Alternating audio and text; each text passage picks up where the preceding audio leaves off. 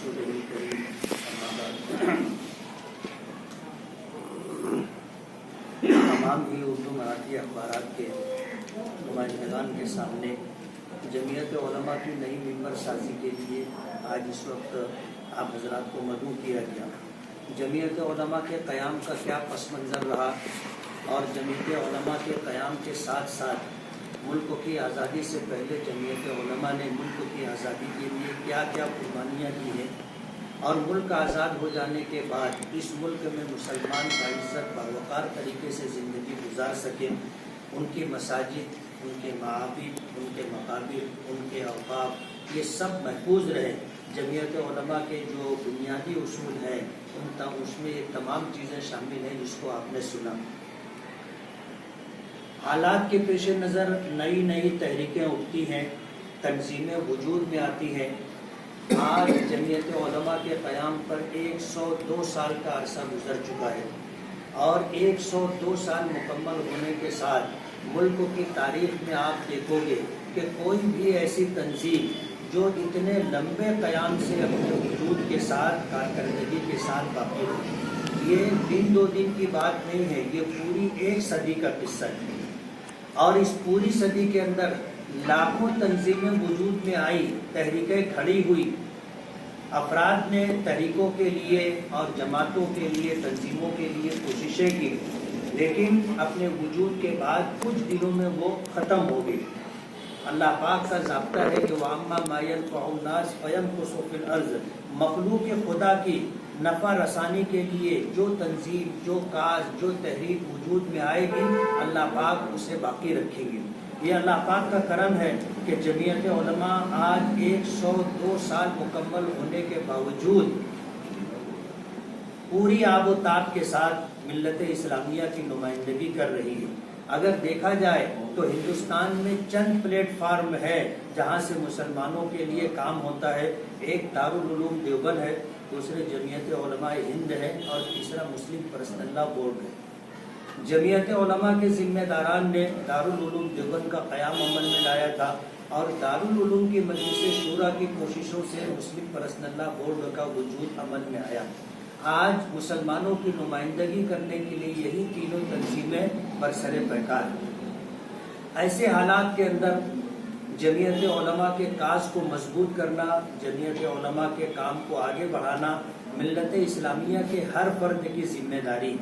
ماضی میں بھی ممبر سازی ہوتی رہی، لیکن حالات کے پیش نظر اس طرح باقاعدہ ہم نے پریس کانفرنس سے لے کر کے آپ لوگوں کے تعاون اور آپ لوگوں کی مدد سے ممبر سازی کے اندر تیزی آئے اور ہر ایک ملت اسلامیہ کے ایک ایک فرد تک ہماری آواز پہنچے، اس کے لیے آپ حضرات کو زحمت دی ہے۔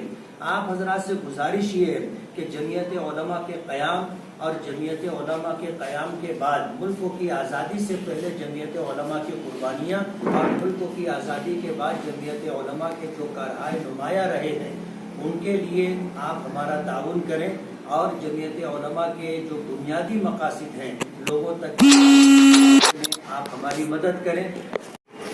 دونوں دارالعلوم کو ہم نے الحمدللہ ملایا ہے اور اگر دیکھا جائے تو دینی اعتبار سے اس صدی کی سب سے بڑی خبر دونوں دارالعلوم کا قیام کا اتحاد ہے۔ دونوں دارالعلوم کے ذمہ داران کو ہم نے ملایا، آپس کے رنجشوں کو ختم کرنے کے لیے مصالحت کروائی۔ بہت ساری چیزیں ایسی دونوں جمعیتوں کی، دونوں اداروں کی طرف سے ایک دوسرے کے خلاف تحریر و تقریر میں استعمال کی جاتی تھی، اسے ہم نے ختم کروایا۔ ان کے ٹویٹر پر، ان کے فیس بک پر، ان کی مطبوعہ کتابوں میں جو مضامین تھے ایک دوسرے کے خلاف اسے بھی حذف کرنے کی بات کی گئی اور دونوں جمعیت کے ذمہ داران کو ملا کر کے یہ ہوا کہ آپ اپنا کام کر رہے ہیں، اپنی اپنی جگہوں پر کام کرتے رہیں، لیکن آج کے بعد اختلاف کی کوئی بات نہیں ہوگی اور دونوں طرف کے تین افراد کو لے کر کے ایسے سہ رکنی ایک کمیٹی بنا دی گئی ہے کہ آئندہ کوئی بھی مسئلہ ہوگا تو آپسی مشورے کے بعد اس پر آگے بڑھیں گے۔ اس میں کامیابی کے بعد الحمدللہ ہم لوگوں نے دونوں جمعیتوں کو ملانے کے لیے بھی جدوجہد اور کوشش کی ہے اور 2 سال سے یہ سلسلہ چل رہا ہے اور بہت خاموشی کے ساتھ ہم لوگ کام کر رہے ہیں۔ پتہ نہیں آپ کو کہاں سے خبر ملی، ابھی یہ 15 دن کا میرا جو سفر تھا اس میں مولانا کلیم احمد صدیقی، दारुल देवबंद अपने दोनों जमीयतों के क़याम के लिए दोनों जमीयतों के इत्तेहाद की कोशिश भी पेश नज़र रही और अल्लाह का बहुत बड़ा एहसान है। अल्लाह ने चाहा तो इंशाअल्लाह इसमें भी हमें कामयाबी मिलेगी। आपकी इत्तला के लिए ये भी अर्ज़ कर देना ज़रूरी है कि हम लोगों ने दोनों तबलीगी जमातों को मिलाने के लिए भी शुरू से ही कोशिश कर रहे हैं, बल्कि यूँ कहिए कि तबलीगी जमात का इख्तिलाफ वजूद में आए और लोगों को दिखाई दे और दोनों जमातें अलग हों, उससे पहले से मुसालिहत की कोशिश मैं मौलाना बदरुद्दीन अजमल साहब कर रहे थे, लेकिन अल्लाह का फैसला मशीयत इज़्दी बहरहाल नाफिज होती है। दोनों यानी जमात दो टुकड़ों में बटी, लेकिन हमारी कोशिश ये है कि दोनों जमात आपसी इख्तिलाफ को ख़त्म करके मुत्तहिद हो जाए। और इस सफ़र के अंदर मैंने मौलाना साद साहब से भी मुलाकात की, हमारे साथ हमारे साथी भी थे और इत्तेफाक की बात ये कि मालेगांव के हाजी दईक साहब जो यहाँ के अमीर जमात हैं वो भी वहाँ मौजूद थे। गुफ्तगू में अगरचे वो शरीक नहीं रहे, लेकिन वो वहाँ पर मौजूद थे।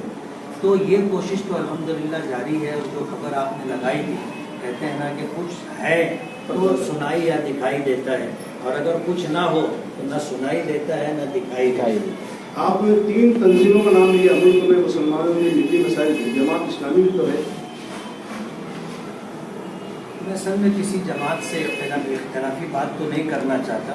मैं जो बात कहना चाहता हूँ कि मुल्क की एक बड़ी अक्सरियत, मेरे कहने का जो पस मंज़र है, मुल्क की एक बड़ी अक्सरियत जिन 3 प्लेटफार्मों को बुनियादी करार देती है, मैंने उसका तज़किरा किया। ऐसे जमातें अल्हम्दुलिल्लाह जमात इस्लामी भी है, वो भी काम कर रही हैं, और भी तंजीमें हैं काम। तो मालेगांव शहर में जमीयत इक्तिसादी और असरी तालीम के ताल्लुक से क्या करें? इक्तिसादी तौर पर आप देखोगे तो हमारे अकाबिरीन और बुज़ुर्गों ने मुस्लिम फ़ंड का क़याम अमल में लाया।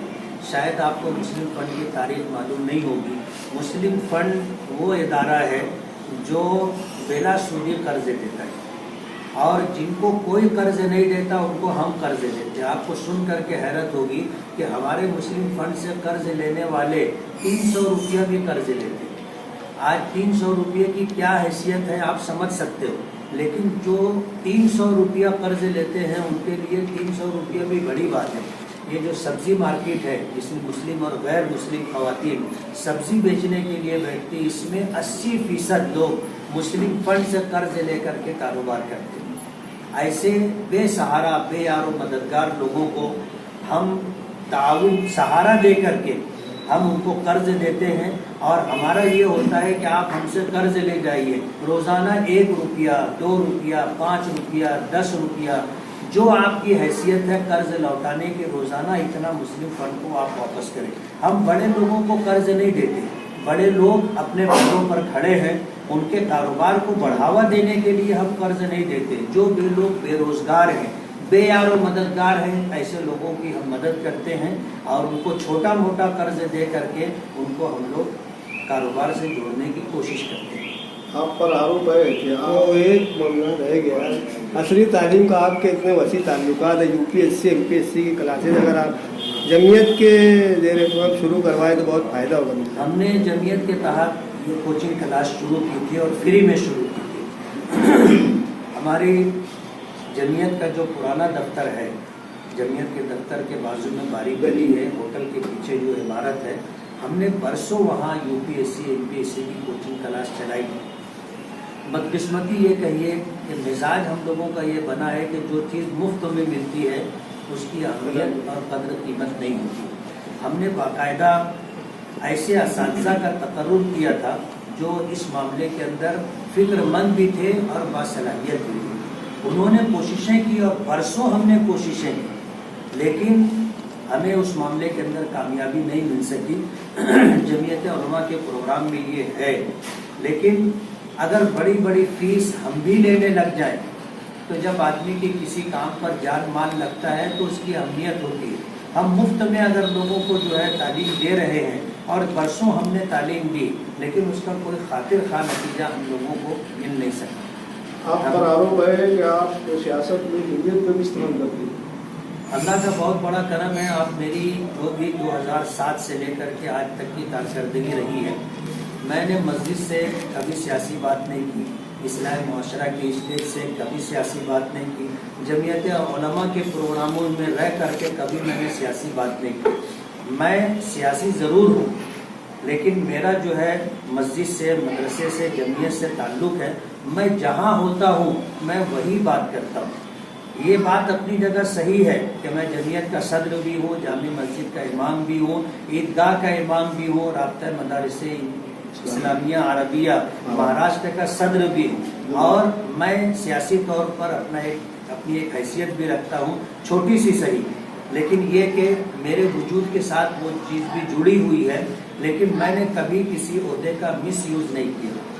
اور آپ دیکھیں گے کہ جمعیت علماء کے پلیٹ فارم سے ہی اصل میری وابستگی، جمعیت کا قیام 100 سال سے زیادہ عرصے سے ہے۔ ہم جیسے نہ جانے کتنے لوگ آئے، خدمت کیے اور چلے گئے، ہم بھی خدمت کر رہے ہیں، ایک وقت آئے گا چلے جائیں گے، جمعیت قائم رہے گی۔ باقی یہ سیاسی عہدے تو آپ کو پتہ ہے ان کی کیا حیثیت ہے کہ جو آج صاحب مسند ہے کل نہیں ہوں گے، کرایہ دار ہیں، ذاتی مکان تھوڑی۔ بھائی بہت ہو گیا۔